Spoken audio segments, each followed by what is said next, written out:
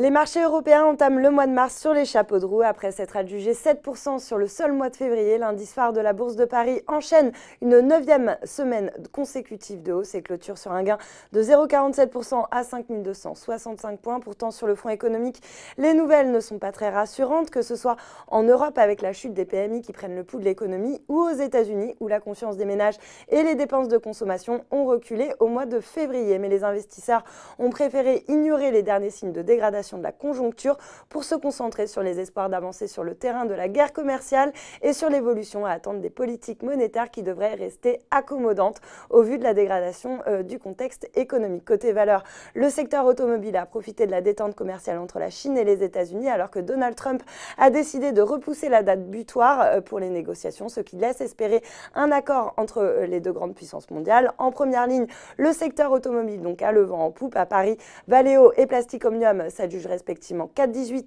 et 4,86%. Dans le vert également, Faurecia a annoncé le succès de son offre d'achat sur le japonais Clarion afin de devenir un acteur majeur de l'intégration de systèmes électroniques pour le cockpit. Et puis lanterne rouge sur le CAC, Carrefour est pénalisé par une note de JP Morgan qui a baissé sa recommandation à sous-pondérer sur la valeur tout en maintenant son objectif de cours inchangé à 14,50 €. L'analyste justifie sa dégradation en évoquant un risque important sur les bénéfices et un creusement de l'écart entre le distributeur français et ses principaux concurrents en France et en Europe.